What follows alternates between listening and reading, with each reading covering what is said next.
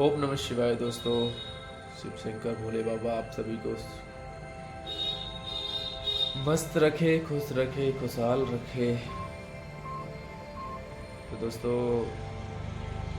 आप सब लोग भोले बाबा की पूजा अर्चना करते रहें, भोले बाबा को जल चढ़ाते रहें। तो दोस्तों आज हम आपको बताते हैं कि किस तरह संध्या के 4 युगों तक तप करने के बाद भोले बाबा प्रसन्न हुए। जब भोले बाबा प्रसन्न हुए और तो उन्होंने उनको संध्या को दर्शन दिए, तब संध्या ने भोले बाबा की खूब प्रशंसा की, खूब तारीफ की,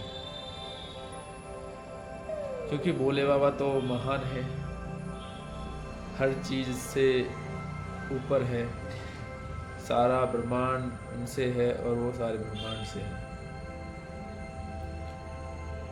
तब भोले बाबा ने प्रसन्न होकर संध्या को कहा कि आप जो चाहो वर मांग सकते हो, मैं आपसे बहुत प्रसन्न हूँ। तब संध्या ने कहा कि जो लोग हैं कलयुग के,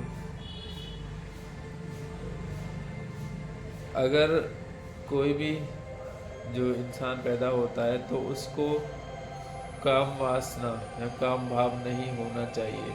उसकी एक स्टेज होनी चाहिए, एक अवस्था होनी चाहिए, तभी उसको काम भाव इसके अंदर पैदा होना चाहिए।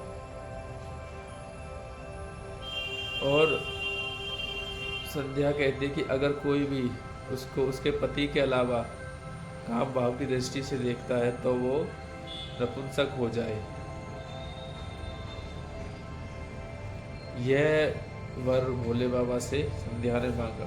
तब भोले बाबा ने प्रसन्न होकर कहा कि जो मनुष्य इस धरती पर पैदा होगा उसकी 4 अवस्थाएं होंगी। एक तो जब बच्चा होगा, बाल अवस्था बोलते हैं इसको, उसके बाद जब थोड़ा बड़ा हो जाएगा किशोर अवस्था, उसके बाद यौन अवस्था और उसके बाद वृद्ध अवस्था।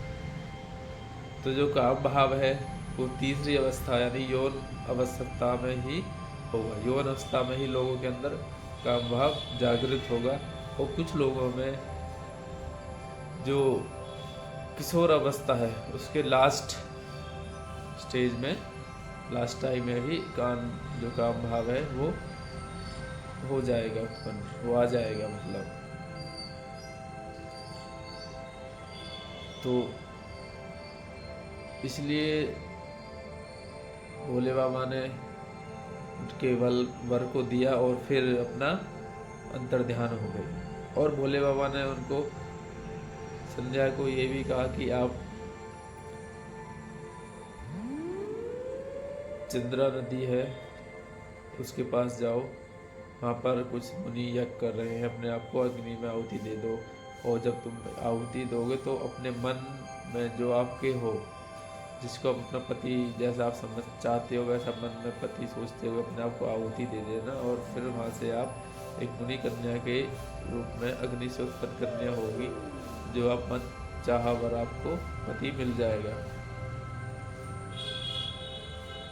ऐसा कहकर भोले बाबा अंतर ध्यान हो गए और फिर संध्या भी वहाँ से चली जाती है अपने आप को अग्नि में होम करने के लिए।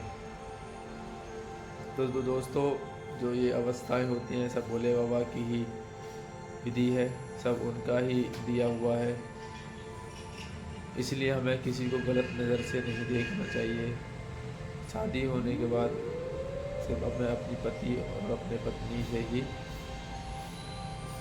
के साथ ही रहना चाहिए, उसके अलावा किसी को गलत दृष्टि से नहीं देखना चाहिए, वरना ऐसे लोगों का कभी कल्याण नहीं होता। उनको हमेशा कष्ट ही झेलने पड़ते हैं। ठीक है दोस्तों, आज के लिए इतना ही। ओम नमः शिवाय। शिव शंकर भोलेनाथ, भोले बाबा आप सबको खुश रखे, मस्त रखे। जय हो शिव शंकर भोलेनाथ।